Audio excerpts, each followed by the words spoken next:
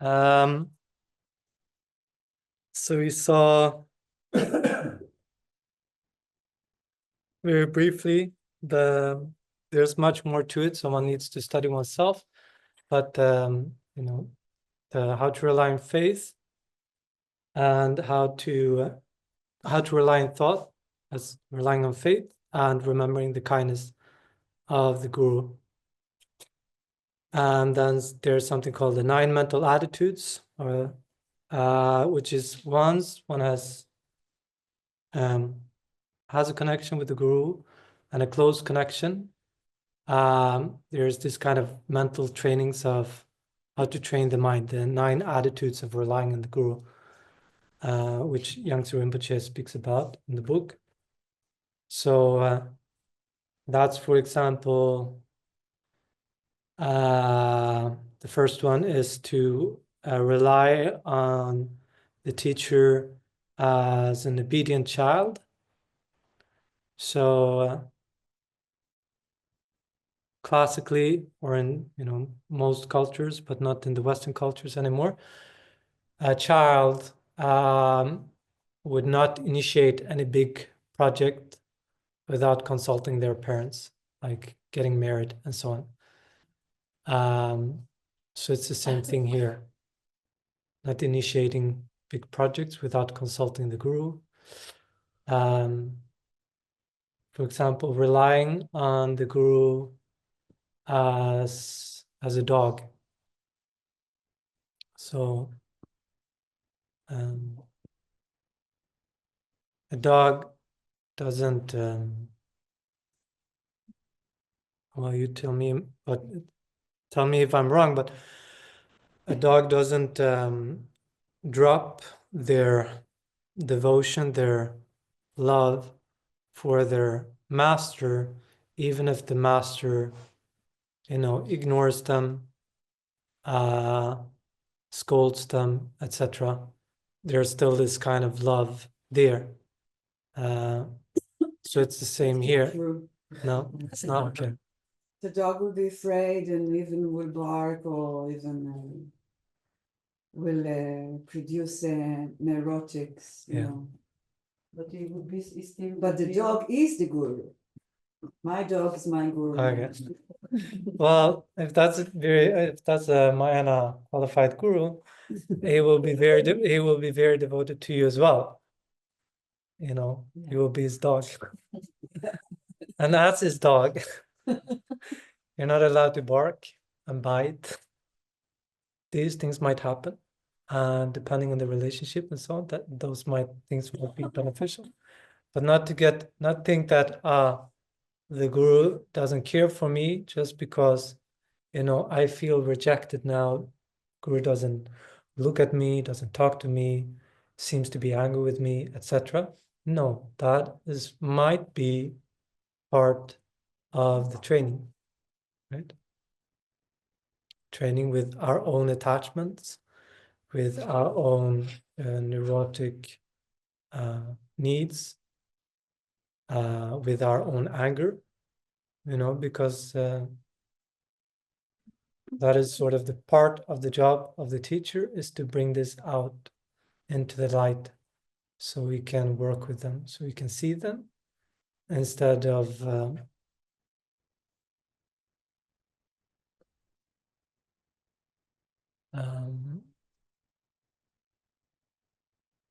instead of having the conceit of thinking that we are good Dharma practitioners, and actually we are not really confronting the delusions in our mind stream.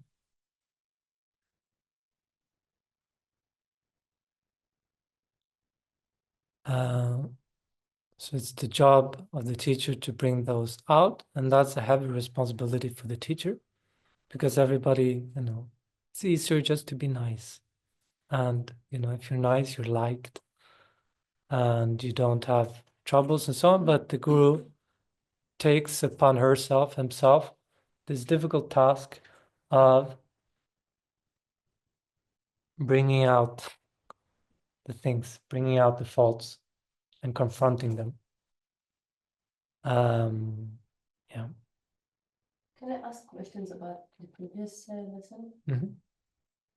I want to ask, how can we identify a Buddha, like as a teacher? How can we be sure that our teacher is actually a Buddha? Cannot be sure. So how can we say that all of his deeds are actually something a Buddha does that we might not understand?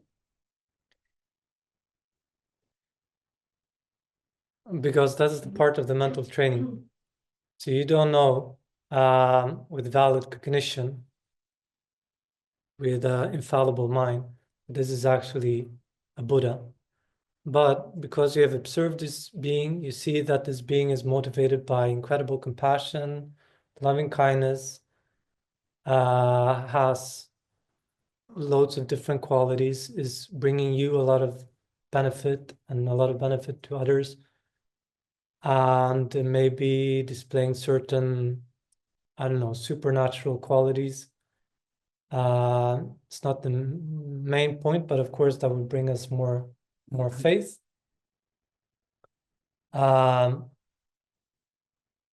Then based on that, seeing all those qualities in the teacher and based on a faith that by having that discrimination, it will bring you yourself a development in the path, and having a very strong wish to develop your own mind for the benefit of others, you're willing to view this person as a Buddha.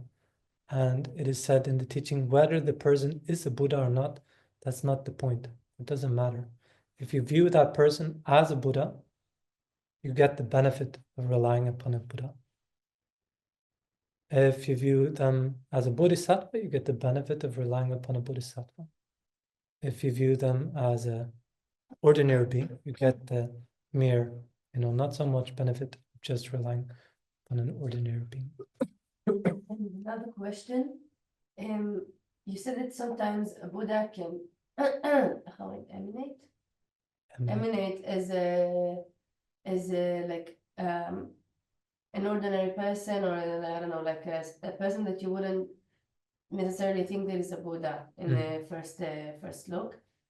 If, like, for say some Buddha or Bodhisattva, I don't know, emanates as a like a person that doesn't necessarily like does the does the emanation know that he is a Buddha originally? Like, does in his new form, like if he's an ordinary person of some sort, or maybe a little grumpy person, does he itself know that he's a Buddha, or not?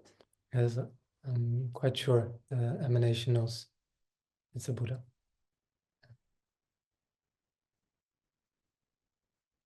My last bit. Yeah. Referring to your teaching about the guru, where is the line, where is the border between your own responsibility and the guru? I mean, depending on the guru. Because if it's one way I'm most fond of Buddhism is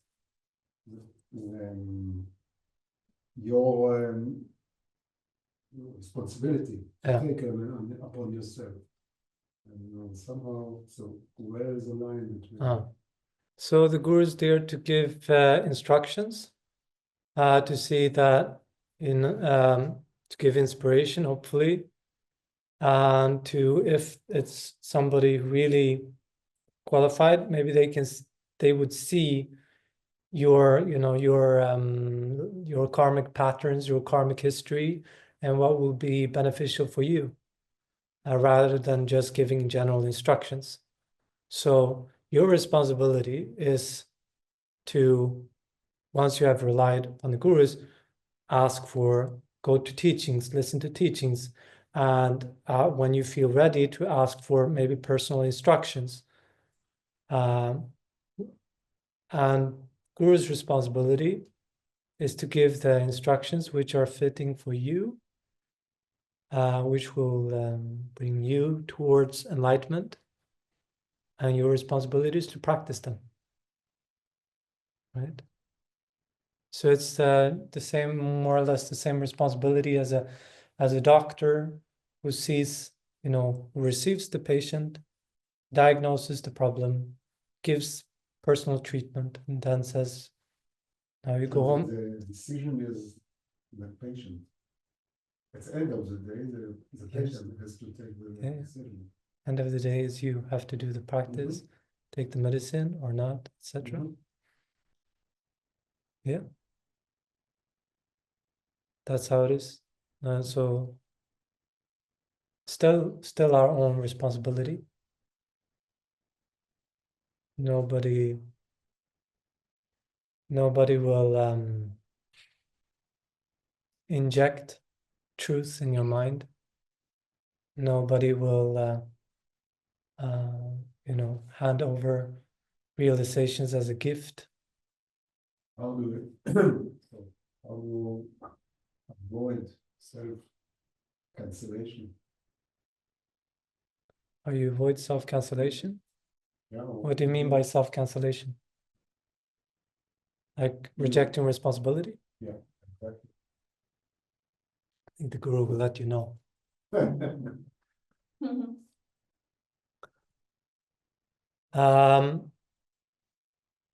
No, I mean, nobody's gonna live your life for you. Nobody's gonna think your thoughts for you. Nobody's going to talk your words, do your actions, etc.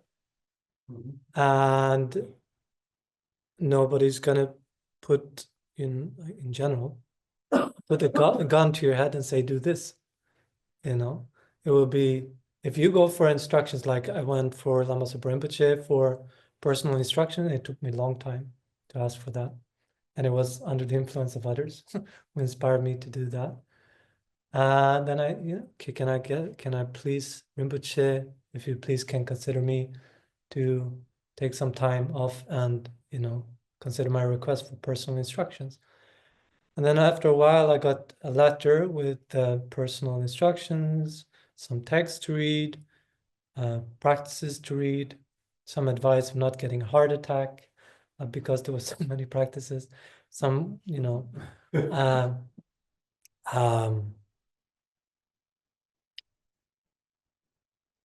instructions of how to meditate on the cycles, like how to divide the Lamrim. And then there was this note that maybe it was already in the beginning, it said that, like, so you came to me out of your own choice to ask for instructions. That was your choice.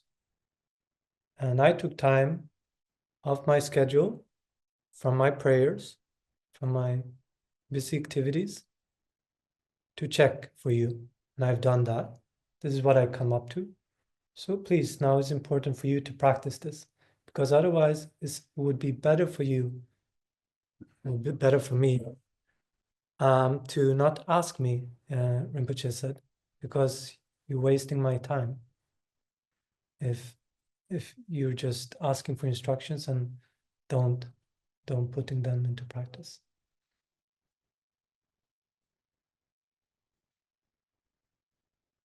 So in the end of the day, is our own responsibility to practice in accordance with the Guru's advice, and nobody will force us to do so. But we need to be mindful, like not to be scared to ask. It is said, but also when we do ask, not maybe to ask just from a flimsy or whimsical place, but really thinking that, okay, if the Guru will ask me to do something, then I will do it. And sometimes maybe the teacher will joke a little bit with you, because there was this one student who he received, I think he did many nungnes. I did some nungnes, and then he went to Rinpoche, and with this very fervent wish for instruction, he said very fervently to Rinpoche, to very noble thought, but how, Rinpoche, how can I achieve enlightenment in this life for the sake of all sentient beings, in this life? And Rinpoche said, you have to open a Dharma center in Baghdad. And then he was laughing. And some other person went like, Rinpoche, you gave me so many nungnis, I calculated. Even if I did nungnis the rest of my life, I will never be able to finish them. Don't worry. It's not just for this life. It's not just instructions for this life. So in the end, yeah, it becomes our own responsibility. Nobody's going to take away your responsibility to practice, right?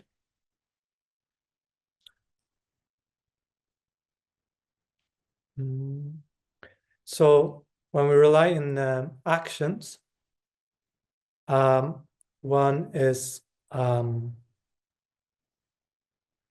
to offer service to the teacher in the ways that they ask. That can be, for example, to do volunteer work in a center, or to do, like, to be the director of the center, SPC of the center, whatever. This, yeah, the guru asks you to do that. Then, there should be a willingness to do it. Or, it can be to do some, personal favors, doing this and that, going with, I don't know, going with the mail, going out with the dog, going and feed the dog of the guru. Can be anything like this. And again, one has to check if it's reasonable or not, if one has the capacity. And it doesn't have, in general, the guru, if it's qualified, if we have checked the guru, it won't ask you to do something non-virtuous. But might be that the teacher is asking you to do something way too difficult for you to do. And then you can say, oh, sorry, I cannot. But a lot of time it's not just our ego making it so difficult to do what the teacher says. So it was one student, I heard one monk, he went to Rinpoche and asked, where should I go now? Because, he was a wandering, traveling monk.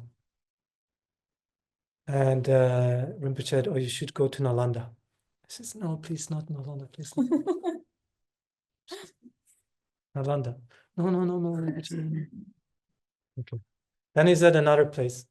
I said, no.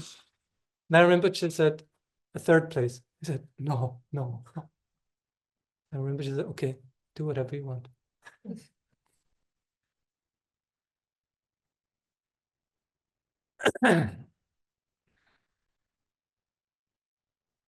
And then to offer praise.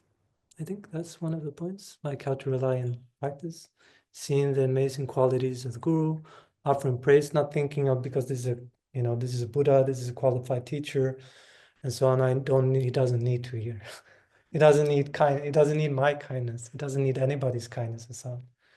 And doesn't need any praise, doesn't need to know that, he's done something well and so on.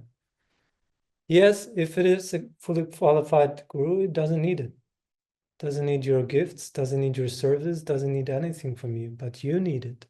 We need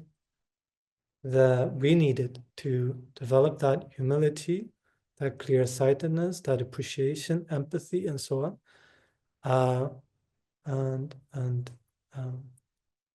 Yeah.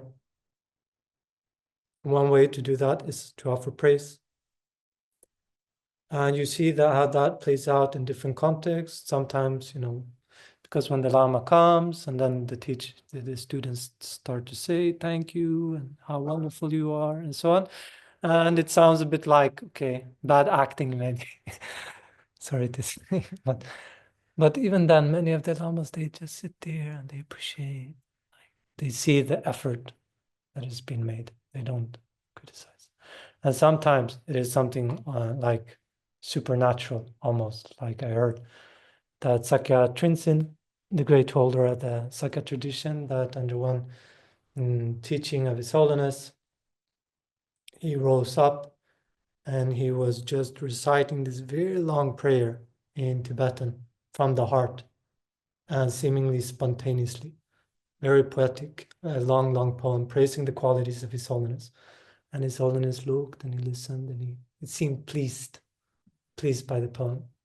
So this is another way to, yeah.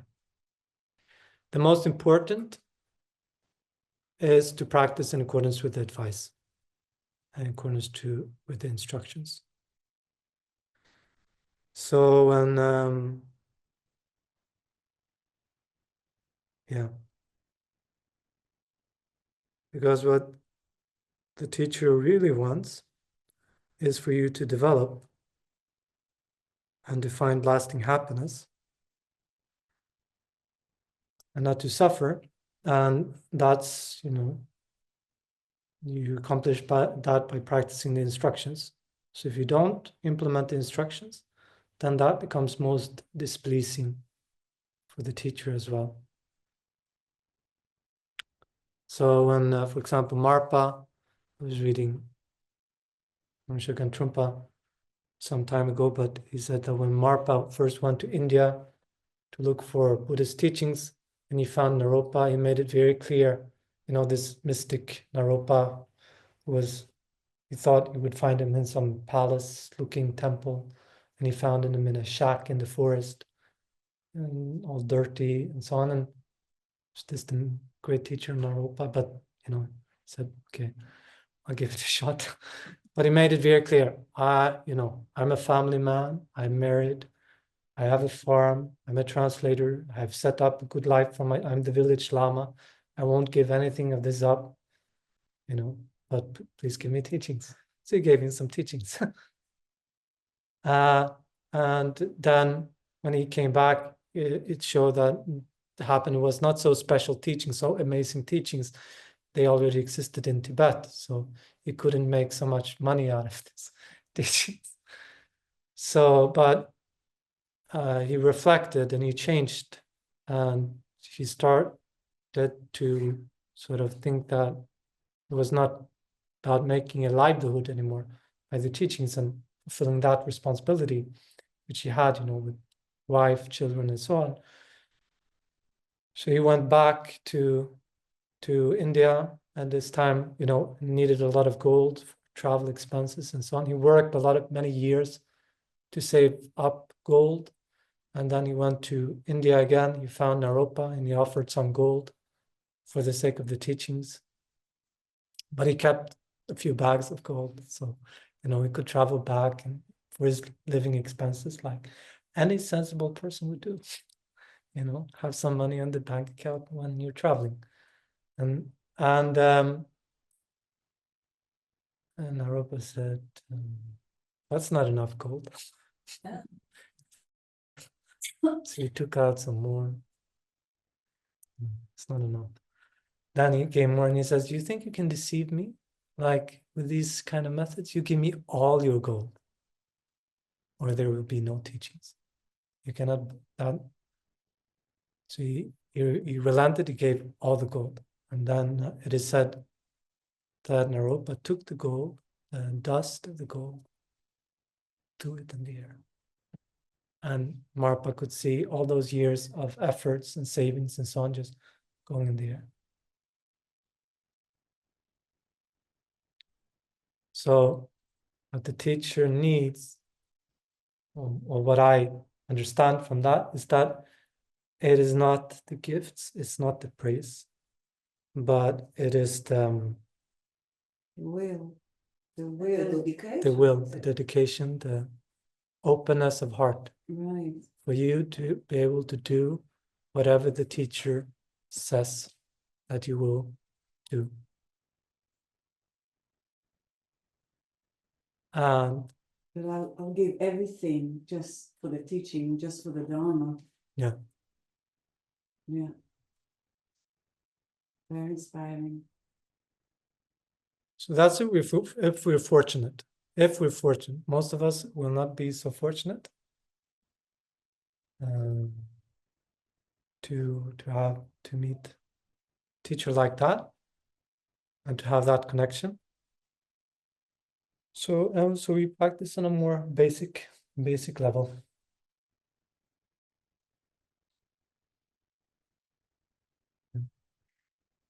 I think that's it for Yeah, then benefits of relying on a teacher. One needs to reflect again and again on the benefits and the drawbacks of relying on the teacher, so that one is motivated to do it correctly. Some of the benefits that are mentioned in the Lamrim are, that the Buddhas will be pleased, that they will rejoice seeing that one is relying on a qualified guru in a proper way. That in future lifetimes, one will meet again qualified Mahayana teachers, because one is creating the concordant causes for it, which is correct reliance. That one will traverse the path, the inner path, transforming one's mind quicker and more quick. That one will not be overcome by inner obstacles, such as wrong views and delusion, afflictive emotions. That one will not be overcome by outer obstacles, such as enemies, troubles of various kinds. Doesn't mean that these things will not happen, but because of the link, connection with the guru, one will find ways to overcome it all. And in future lifetime, one, by relying correctly on the guru, one will have fortunate rebirths. Yeah. And the drawbacks of relying incorrectly or stopping our reliance once we have started to rely are said to be the direct opposites. It's a bit a scary subject, good devotion. Yeah. Displeasing the Buddhas, if this is possible, and not meeting Mahayana teachers in the futures, taking a low rebirth, having a lot of troubles even in this life and so on. So, yeah. So Lama Zopa Rinpoche, remember, gave the example, I think it's in the Heart of the Path. I'm not sure. Might be in another text. He gave the example of one Tibetan monk. I think he had insulted his teacher quite some and, then abandoned the teacher. And as according to Rinpoche, if I understand it correctly, so this monkey was bitten by a dog and the person got rabies. Rinpoche was saying this was the karmic result of relying incorrectly on the guru. Things like this.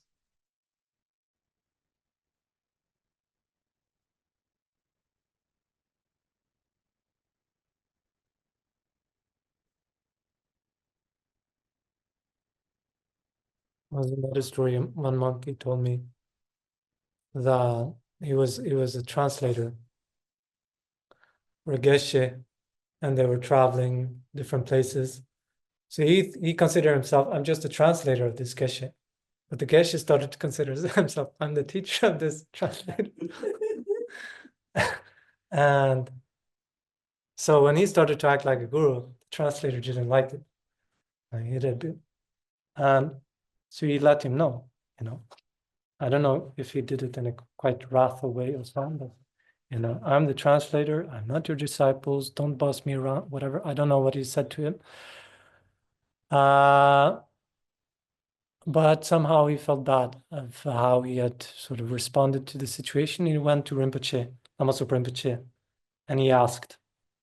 And Rinpoche, he told me, Rinpoche said, go to the market, buy some nice food, present it nicely to the geshe, ask for forgiveness, and you won't be reborn in the lower realm. It's okay. And so he did that, and he said, look, it's okay. We have a sutra relationship, and we have a relationship as teaching you sutra. So it's not as serious as if I was teaching tantra.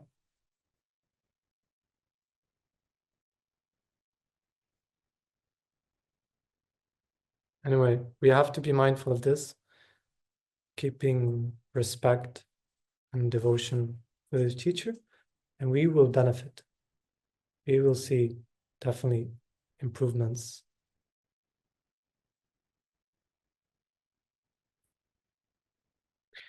Next topic is about the meditation session, but I don't think we have to go so much into that.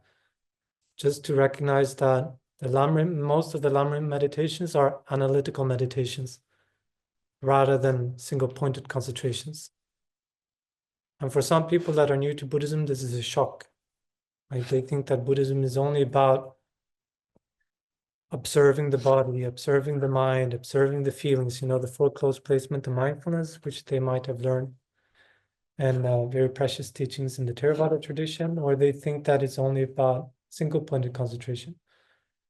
So when they hear that they have to use thought, analytical mind, they're surprised. So almost all of the topics of the Lamrim are analytical meditations, where we need to determine the topic by way of studying it, knowing its main points, and which order to contemplate them, and to do that without distraction, wandering mind to some other objects, without lethargy, the sinking mind, and also without laxity, the unclear mind. And this analytical meditation becomes a very forceful way to transform our mind from, into the attitude of the lower scope and so on. So one should not reject analytical meditation as a method, and one should not think also that analytical meditation becomes an obstacle for developing single point and concentration. That's only true when you have decided that I'm going to do like a meditation retreat of developing shamatha, single-pointed concentration. At that point, you don't use thinking mind. But otherwise, like the analytical meditations is a very good, best preparation for developing the mind of shamatha. Because by analytical meditation, for example, contemplating death and impermanence, or the lower realms, or the suffering of cyclic existence in general, this brings renunciation to the mind, which is the best way to cut, only way to cut attachment, which brings distractions, excitement, and so on. And which is the main obstacles for developing single-pointed concentration. So when you're trying to develop single-pointed concentration, if the mind is so familiar already with the points of renunciation and so on, you just bring them to mind, and in this way you cut the attachment to mind, making you wonder. Whereas topics like precious human rebirth, the qualities of the three jewels, the positive or the virtuous side of karma, this inspires the mind, this brings joy to the mind, this brings clarity to the mind, which is the antidote to cut laxity, which is the other main obstacle to developing perfect concentration. So perfect concentration is a single-pointed mind, which is free from, on the one side, excitement, on the other side, laxity. And analytical meditation allows us to remove these more and more from our mind. When we do meditation session, it is good to do the, what's it called? 7 preparations? No. 7 preparatory practices. Cleaning our room and so on, setting up offerings on the altar, sitting down in correct posture, taking refuge, generating bodhicitta, then making the 7-limb prayer, which, is reciting and mentally thinking about doing prostration, making offerings, confessing negativities, rejoicing in virtues of oneself and others, requesting that the teacher to teach, requesting the teacher not to pass into our nirvana, but to stay with us, continue to teach, and then to dedicate the merit.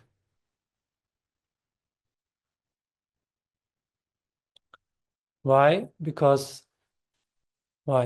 Why do we need to do these practices for the meditation session? You tell me. It's not just for the meditation, isn't it?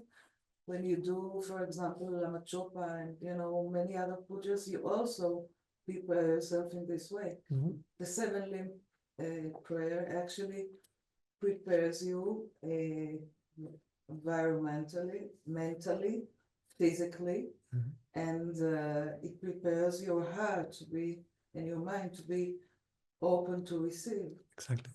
So it's like purification. it's kind of yeah. So when you do Purification all and these accumulation. things, Yeah, then you're ready to actually, exactly. meditate. Yeah. Because So it's like preparing a field. Yeah. Purification part is like removing the stones, the weeds, etc. Accumulation part is like bringing the manure, putting the water, the sunshine, and so on. And when the field is good, you just have to put the seed, like here in Israel. Field seems to be so good. No? You just exactly. put the seeds, and then all these beautiful realizations of parsley. The smell is so good. The avocado, something. Everything, richness because of the richness of the soil. And it's the same thing when we have inner richness, the richness of our soil, which is why some people, they really emphasize accumulation and purification so much. And then when they put just a few seeds, they read a few pages, or they do a little bit of meditation. Wow, such a strong experience. Whereas, people like me who have got everything just upside down, victim for my background. Sit there. I study, hope for things to change. Yeah, of course, some things do change, but also good. One needs to study to know what to meditate on. But if one only does the study, no accumulation, no purification, no supplication, not relating to others, trying to relate to others like generally with a good heart, then it's like putting the seeds in, in the tundra. It won't grow anything. One will have maybe some superficial knowledge, but there will not be the taste there. תפילת 7 הענפים, אתם נתקלתם בזה? אתם יודעים מה זה? כן, בטח. לא, חלקנו, כי not everyone knows about the 7-limb prayer. אני אשלח בעברית את ה... זו תפילה מאוד ידועה שבכל תרגול זה ההכנה בעצם שלנו. וזה לפי 7 צעדים, שלבים. זה כאילו כשיש גוף, יש שורש ויש לו 7 גפיים. בגלל זה קוראים לזה 7 limbs, אבל בעברית קוראים לזה 7 הענפים. זה יכול להיות גם ענפים של אותו שורש. Clear?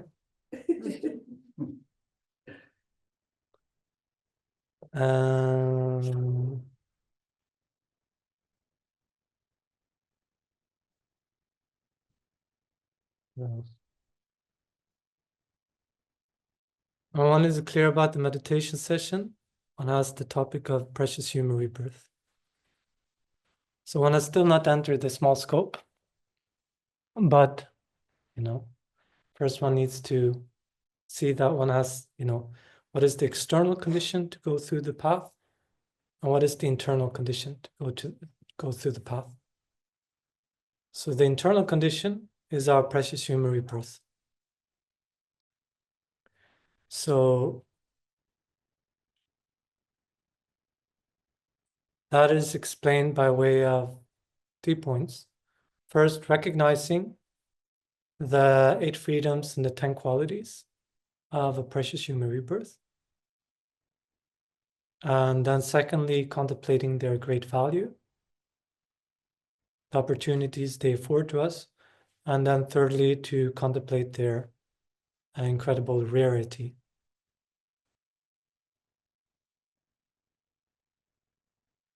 So maybe we go through this and then we will contemplate a little bit in meditation before lunch. Yes.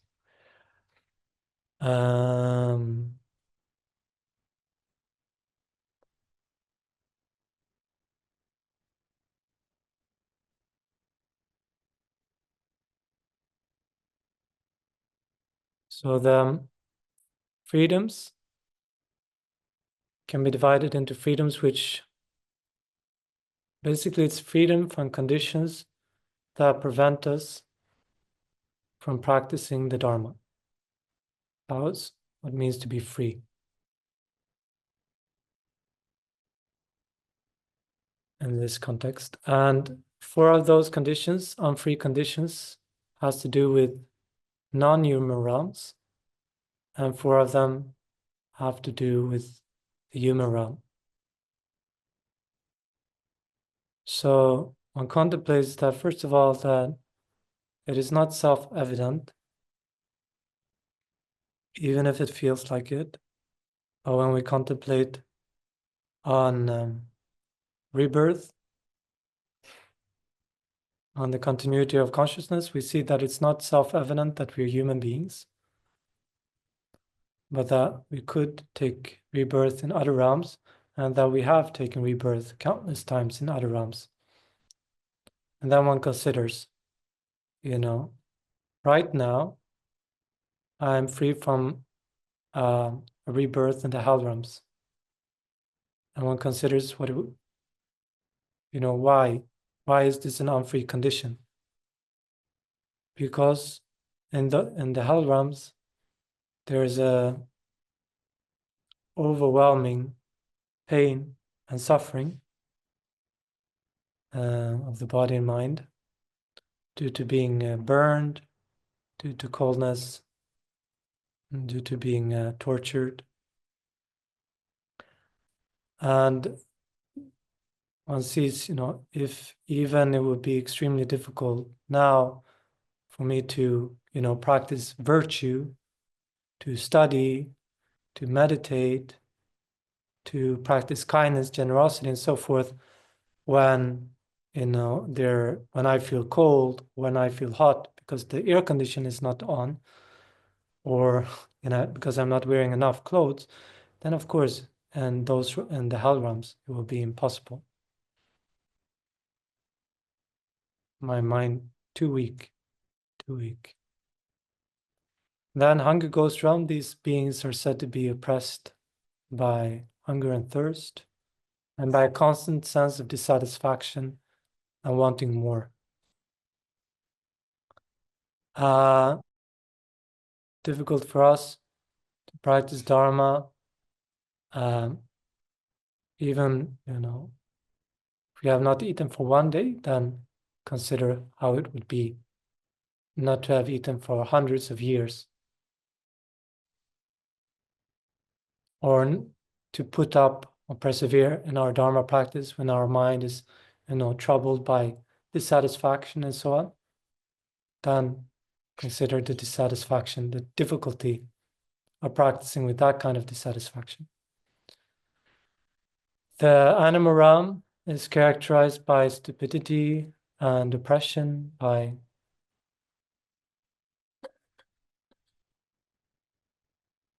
insecurities. So not easy, not really possible to practice Dharma there. And the 4th non-human condition is about the long-life gods, who are gods in the form and formless realms, who have extremely stable mind of concentration and don't engage in discrimination, don't use their intelligence, but opt to abide in the bliss of concentration, and therefore, they don't have any capacity to develop renunciation, to prepare for future lives, to study emptiness and so on. No capacity, no interest. So currently, somehow one is free from these states, and it's not self-evident that one will always be free from these states. In fact, in most of our evolution, we were unfree in these ways. And those four which pertain to the human realm, unfreedoms, is that, even if one is born as a human being, reborn as a human being, but that can be in a world where the Buddha has not appeared. So there's no Buddha Dharma, and there's no teaching on emptiness, no teaching on bodhicitta. Maybe there's Christian Dharma, Muslim Dharma, Hindu Dharma, whatever, but no Buddha Dharma. So that's one freedom that we have in this world, because the Buddha appeared. And the second freedom is that not only the Buddha appeared, but he taught. No, but that's the opportunities. The second freedom is about not being born in a barbarian country. Barbarian here means in a Israel. no. Yes. Barbarian could mean, for example, Sweden. Because in Israel, Hi, Sweden. because you have more Dharma in Israel, it seems, than in Sweden. So basically, it's just if it's central country, if there are followers of the Dharma there. The four followers, bhikshus, bhikshunis, like fully ordained monks, nuns, and then the lay practitioners, men and females. And of course, in Israel, I suppose it's not so developed, but that's, welcome to the West. That's how it is in the West. France is sort of quite central, it feels. Many monasteries and so on, somehow they have this these conditions. But anyway, today, because we can travel, because of internet and so on, it's easy to gain access to the Dharma, and that's the point. So we have this freedom. Then the freedom of not, even if we can be reborn, a Buddha has taught, we are reborn in a central land or with access to Dharma. But if we don't have the faculties, especially intelligence, because of having, mental challenges, then even if we hear the Dharma, it will be difficult to make use of it. We don't have the same, of course, we can hear mantras, we can see teachers, we can make some offerings to them, so on.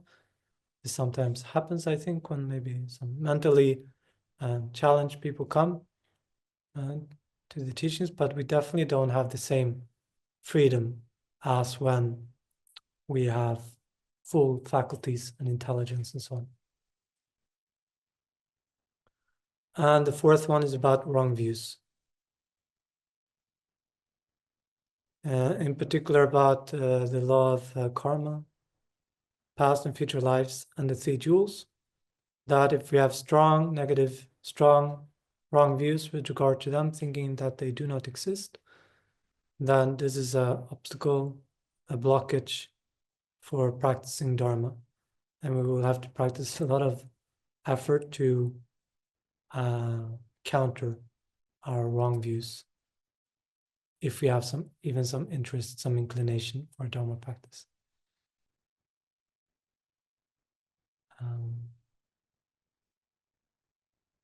Yeah.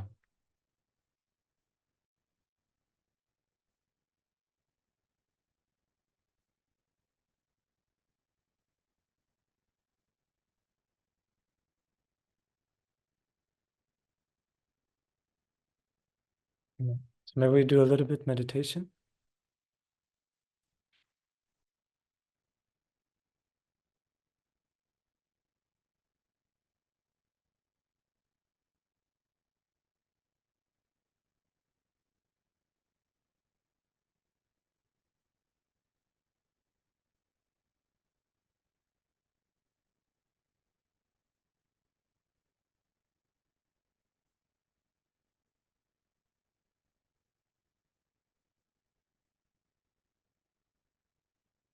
We have the physical posture and we have the mental posture. And the most important aspect of the physical posture is to allowing our back to be straight.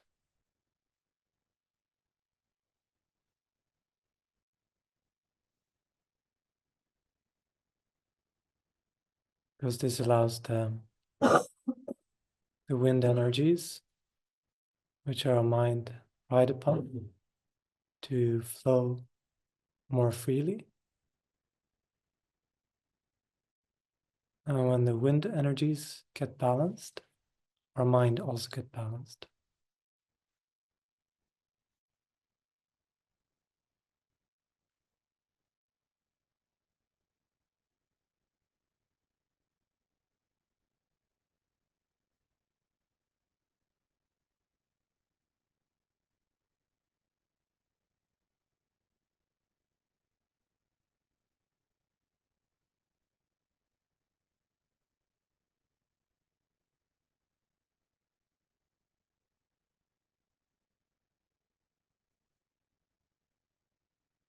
We help our mind becoming a bit more clear and smooth by observing our breath at the level of our nostrils.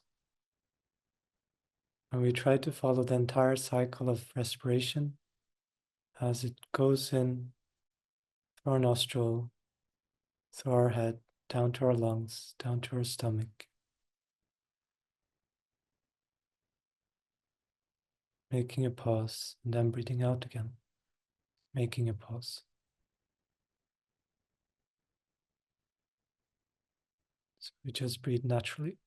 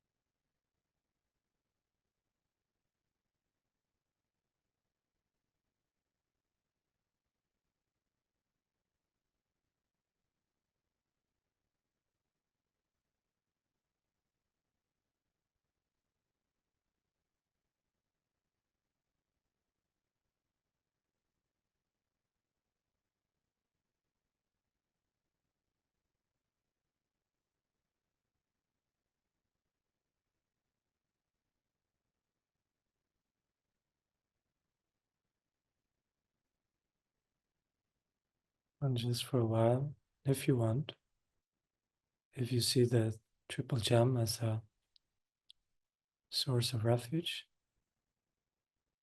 you can think about the Buddha in the space in front of you.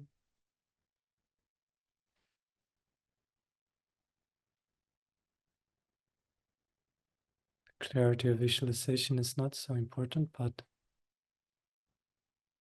if you can feel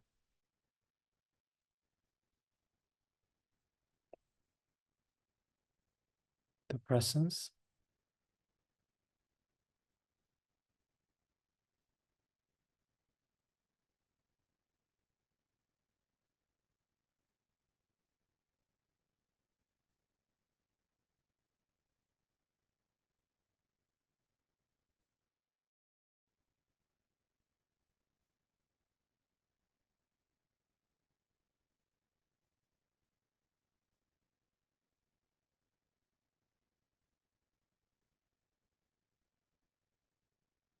I don't think the Buddha is, like surrounding us, as it says in the King of Prayers, but the Buddha is observing us from within.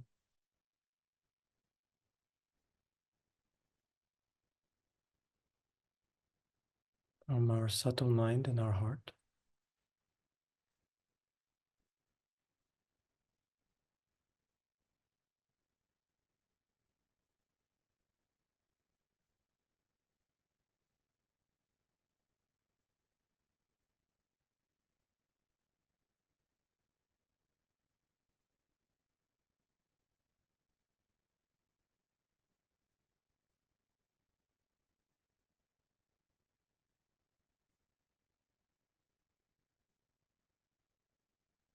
Not like our conceptual, critical mind.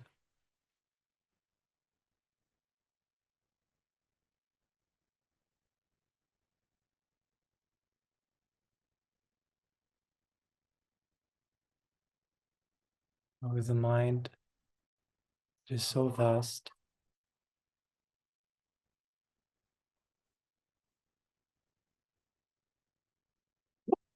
that mind that which have seen it all, and that sees it all the various sufferings of the six realms,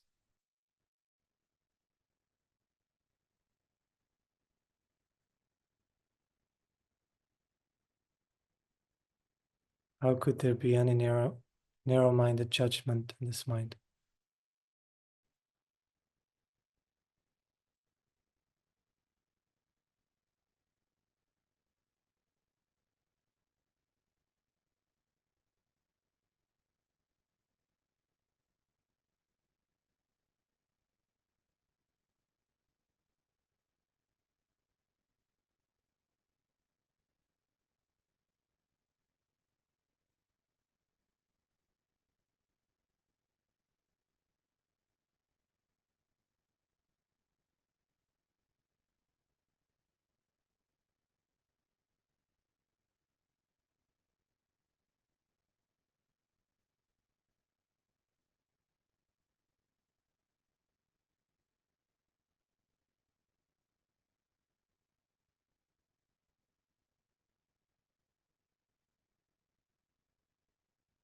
Because of having connected with the Buddhist teachings,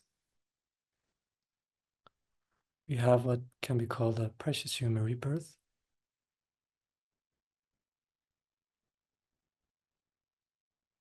We can develop an awareness that this life, this body, is not the first one. It's not the first time we're here. It's not going to be the last time.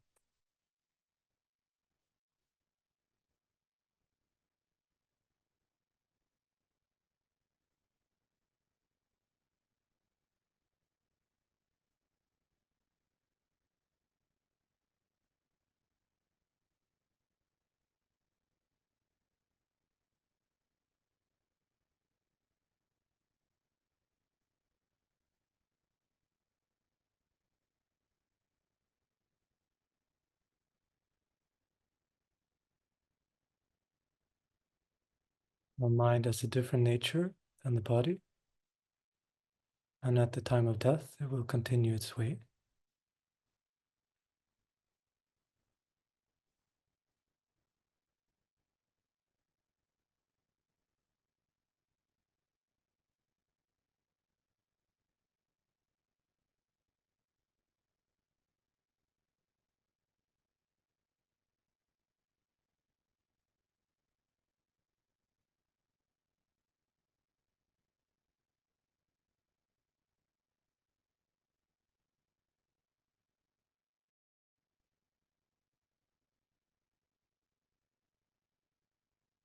Right now, we have incredible privilege,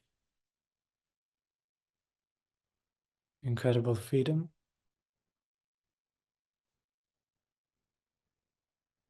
because we are not tortured by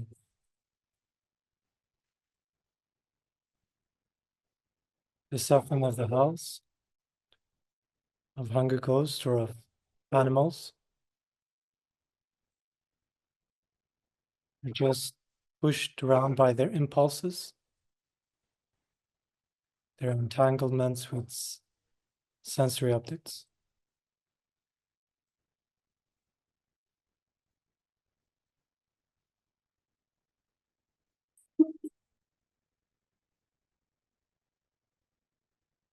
Take 1 minute to contemplate these freedoms in the lower realms.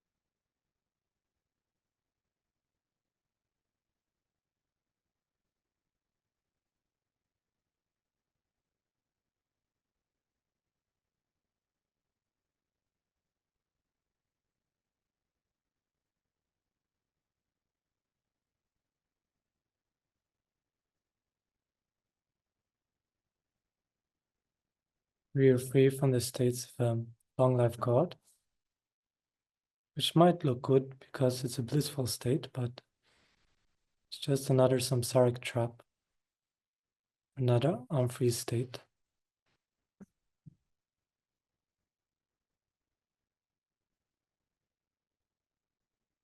We can move our mind to some extent.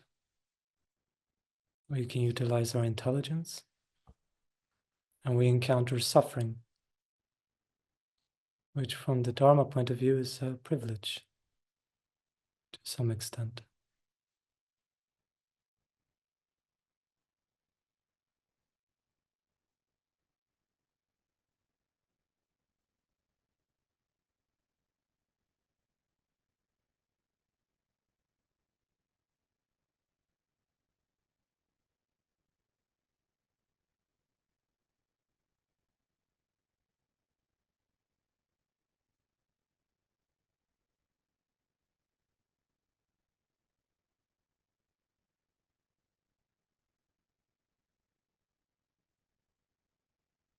We can also consider that Buddha appeared in this world and taught the Dharma.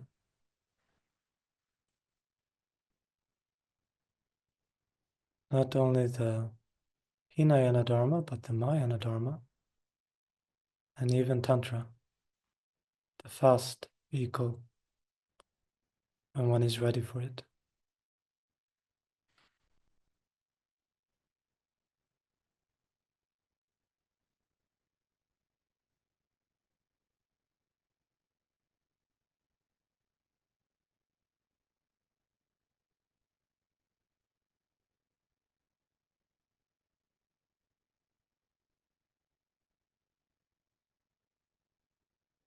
One can consider that there are many other Dharma systems in this world which can make you a very good human being, which can bring happiness in this life and in future lifetimes.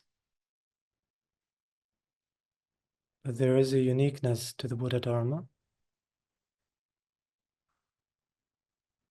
the Four Noble Truths, selflessness, dependent rising, bodhicitta, emptiness. Because the Buddha taught, because there are qualified masters throughout the ages, these concepts still exist and can become alive in the minds of us and others. So consider this freedom.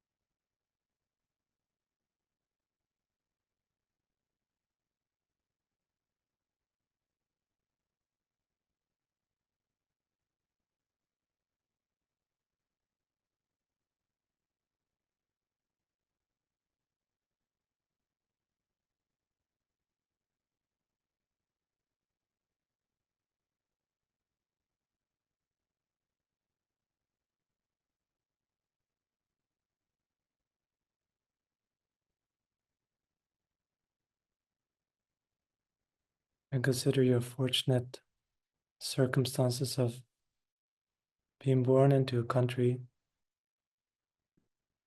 where you're allowed to choose your spiritual path. You're not persecuted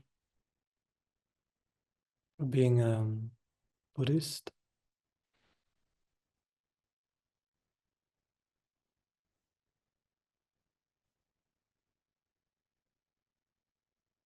Where you have equal opportunities as female or male.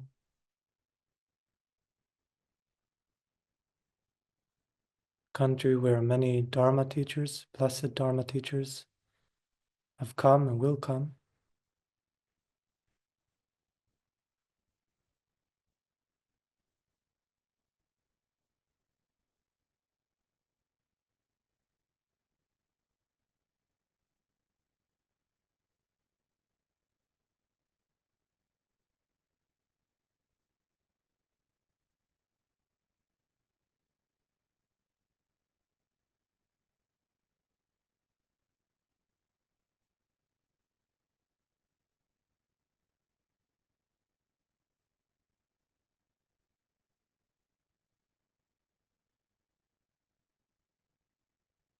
Make it a bit personal, like if you don't have relatives who prevent you from engaging within Buddhism,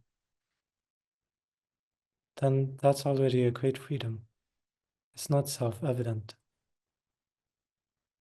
Certain places, a brother would kill a sister if she would,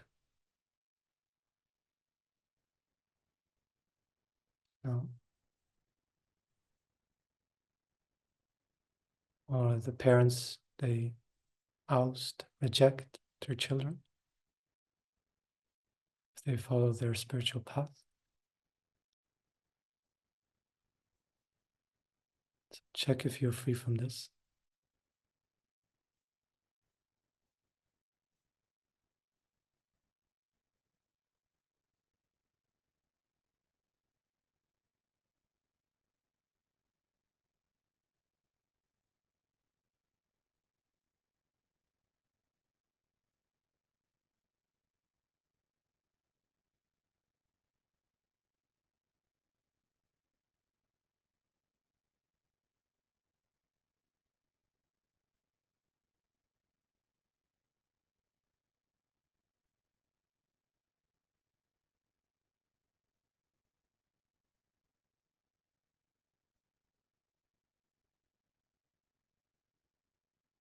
And consider the freedom of your body,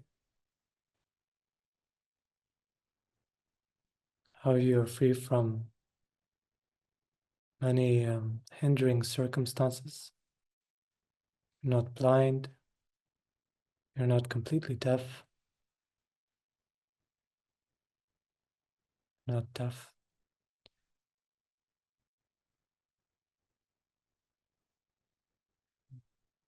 Consider all the various freedoms that you have. Not having handicaps, not having chronic toothache, chronic headaches, whatever freedoms that you have. And then being free from mental challenges.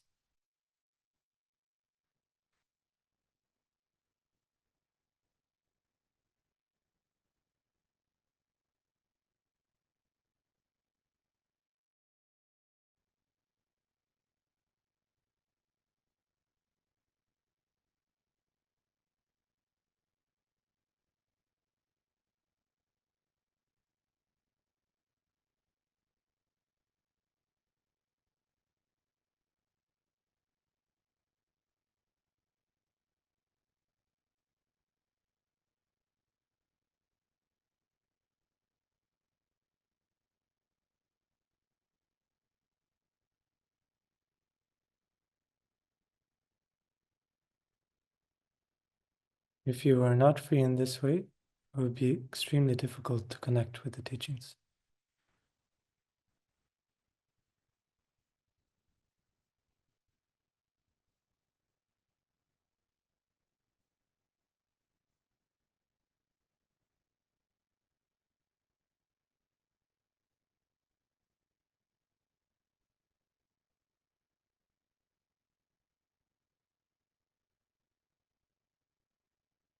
And finally, we considered the last point, the freedom from wrong views. Does not mean that you might not harbor doubt.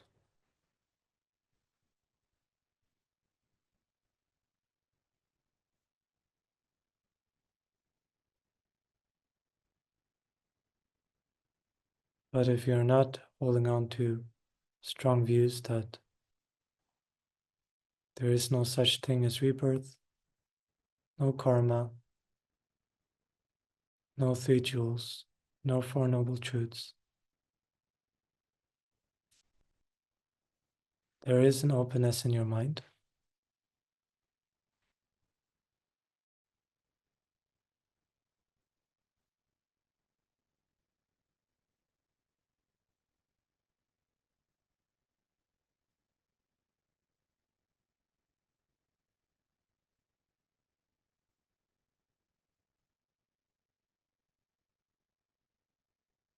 There is a possibility to create the causes of genuine freedom, untying our present state of mind from karma and afflictions,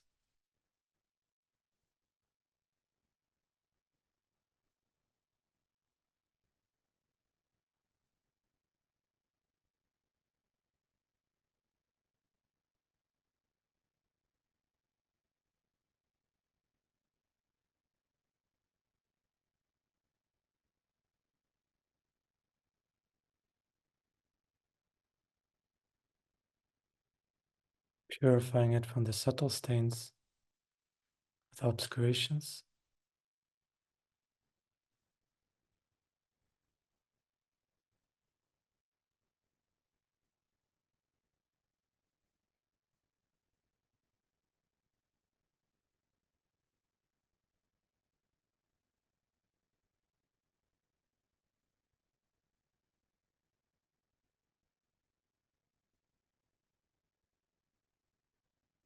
meaning that level of mind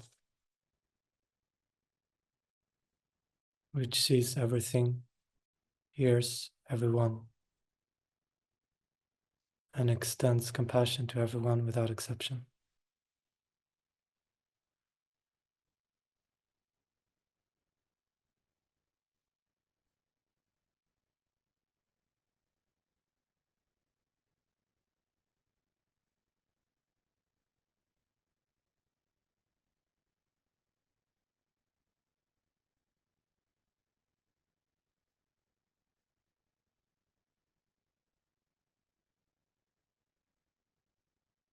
If you recognize to some degree these freedoms in yourself, there might be a sense of joy in your heart. Focus on that joy for a little while.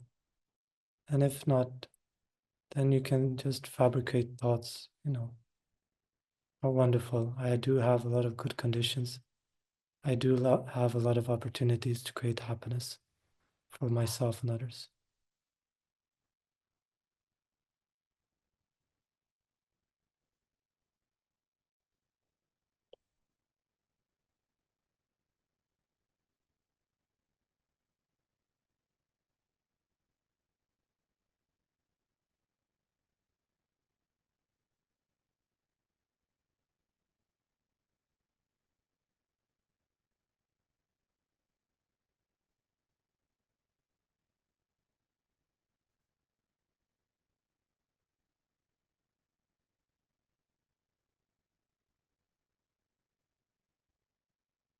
And then we dedicate the amount of merit that we have created to listening to the Dharma in these two first sessions and in meditation. Please dedicate it for the sake of all sentient beings.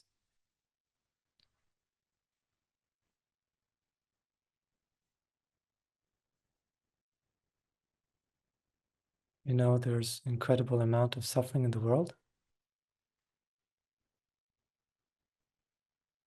So may this mental energy bring peacefulness to being, and may it bring virtuous states of mind to being and cause all beings to abandon negative karmas, negative actions.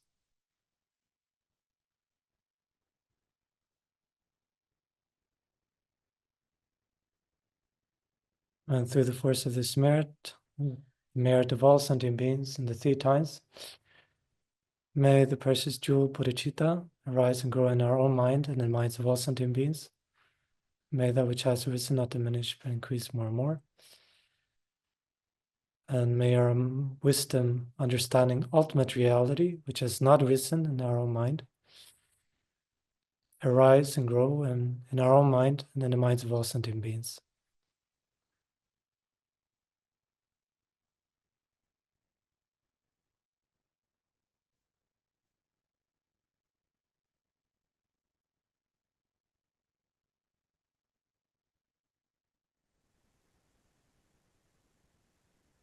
Amen.